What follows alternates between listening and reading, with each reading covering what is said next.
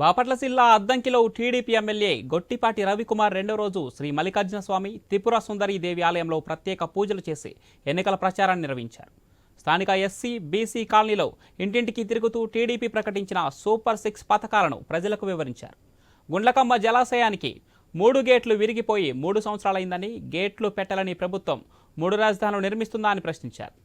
ఇసుకను అక్రమంగా తరలించేందుకే జలాశయం గేట్లు డ్యామేజ్ చేశారని విమర్శించారు.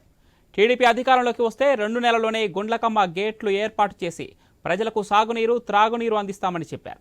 ఈ కార్యక్రమంలో పార్టీ నాయకులు, కార్యకర్తలు పాల్గొన్నారు.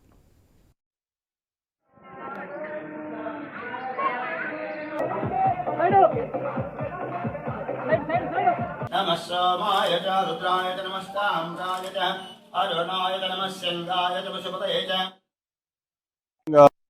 ఈ ప్రాంత ప్రజలంతా కూడా గుల్లకమ్మ నది మీద ఆధారపడి చేపల వృత్తి గాని అదే వ్యవసాయం మీద ఆధారపడి ఉంటారు. 3 సంవత్సరాలు అయిపోయింది. గేట్లు ఇరిగిపోయి కావాలని గేట్లు తీసేసి ఎరగొట్టి ఈ ప్రాంతంలో ఈ నదిలో ఉన్న చాలా పెద్ద ఎత్తున కోట్లాది రూపాయల ఇసుకని దోపిడీ చేస్తా ఉన్నారు. ఇప్పటికి కూడా ఆపకుండా జేపీ కన్స్ట్రక్షన్స్ ఏదో ఒక పేరు మీద బిల్లులు ఇస్తా కోట్లాది రూపాయలు రోజుకి 100 నుంచి 150 లారీలు, లారీకి 30 టన్నులతోటి ఇక్కడి నుంచి తీసుకెళ్లిపోతున్నారు. కేవలం ఇసుక కోసమే నది గేట్లు ఎరగొట్టారంటే ఏ విధమైన పరిస్థితి ఉందో ఈ రాష్ట్రంలో మీరు అందరూ కూడా అర్థం చేసుకోవాలి.